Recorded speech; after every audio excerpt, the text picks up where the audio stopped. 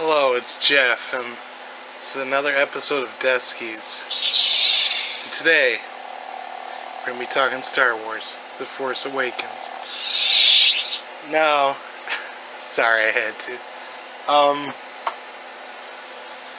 I kind of touched on this on an earlier video. I actually seen the movie on opening day. I went to see it Thursday. I didn't want to do a review of it right away. I know we'll get more views if I did, and I know that everybody wanted to talk about it right away, but I personally like to let a movie sink in a little bit, have time to think about it, and I'm also very interested in like seeing other people's views of movies, reading other people's reviews, listening to reviews on YouTube and stuff. And even though that doesn't necessarily change my opinion of the movie, I always like to kind of get an idea of what other people didn't like. And even if I like that, it kind of gives me a good comparison or jumping off point for a conversation, for a review. So that's what I like to do. And I've watched a lot of like Red Letter Media's review of it, and it's very entertaining. I'm glad most channels do their reviews right after seeing the movie.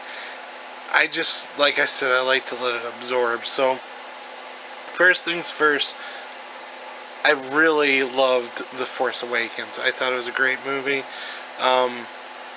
It's one of those movies that made me feel like a kid again.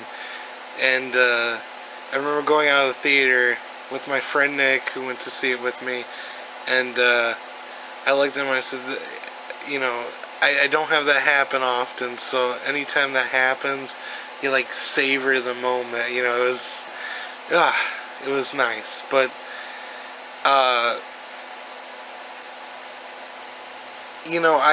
I want to kind of touch on other people's criticism right now with the movie.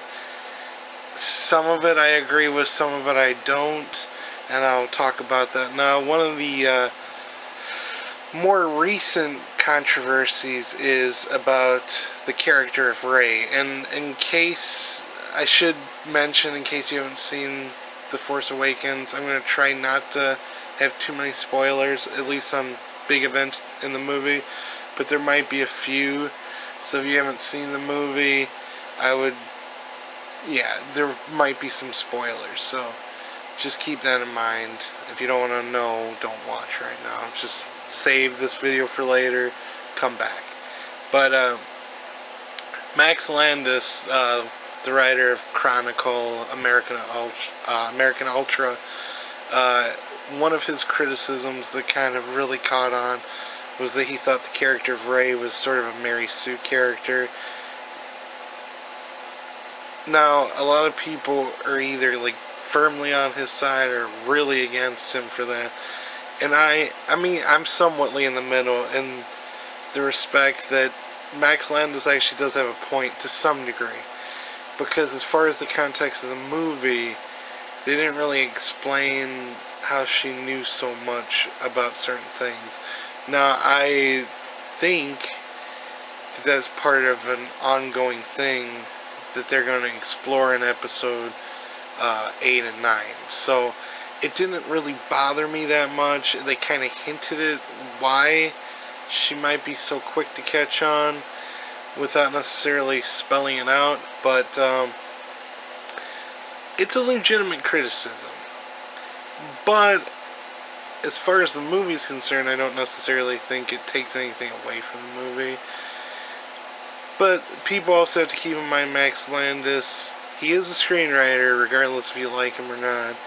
And, his dad was John Landis. His family's been in the film business. He's going to be a little more critical of those aspects, and that's good.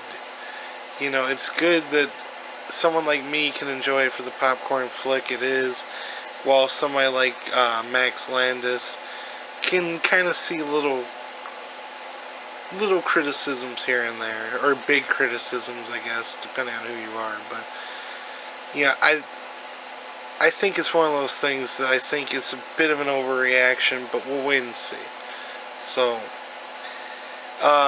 another big complaint, and this is a criticism I do kind of agree with, that a lot of it was kind of a retread of A New Hope. Now, even in the movie, they kind of acknowledge that Han Solo's character, as far as the Starkiller base, you know, one of the characters, he kind of looks and goes, oh great, another Death Star. And one of the characters was like, it's a whole planet. He's like, oh, a bigger Death Star. That's a legitimate criticism. Now, there's enough new things that are added that I think to some degree J.J. Abrams retreaded some of the story aspects of A New Hope, partially so it would still feel a little more Star Wars to like us older fans without necessarily having to change everything.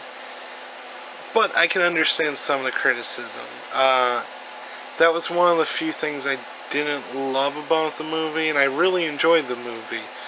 But that could have used a little bit of work. It would have been a little nicer if they got into something else. But that's, in the scheme of things, I mean, I walked out of the theater with a huge smile on my face.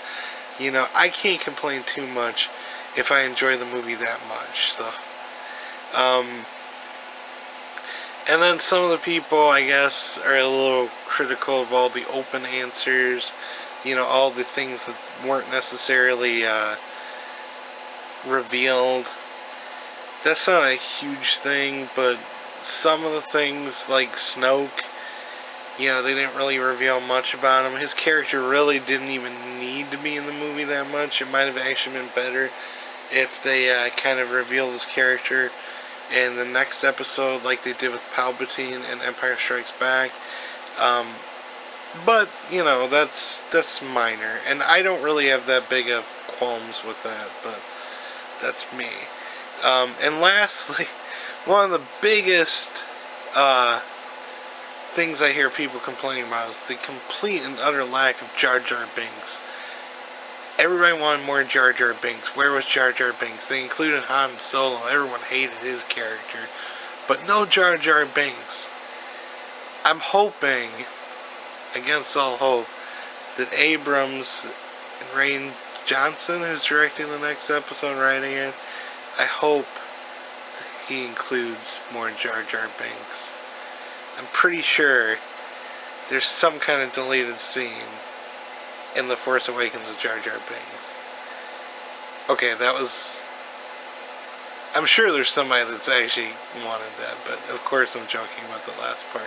The movie was great. I mean, it was fun. It was everything you basically wanted the prequels to be.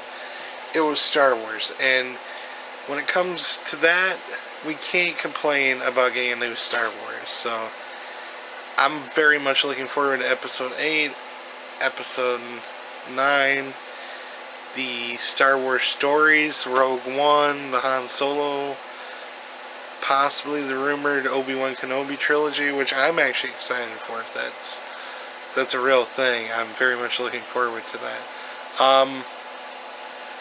But yeah, so that's going to be basically my review of The Force Awakens. Big thumbs up, and I was very happy, and this sounds like a silly thing, but when the marketing first came out, I was kind of worried they'd leave off the Episode 7 part and the opening scroll to maybe distance themselves from like the prequels that had to have Episode 1, 2, and 3. But it was in there. I know it sounds stupid, but as a Star Wars fan and someone who didn't even... I didn't hate the prequels. It was nice seeing that. So, yeah, I mean, it was a fun experience. And I saw it in 3D, and some of the 3D was actually really good. So, that's going to be this episode of Deskies. This is Jeff signing off. Thank you again. I hope you subscribe if you haven't, and take care.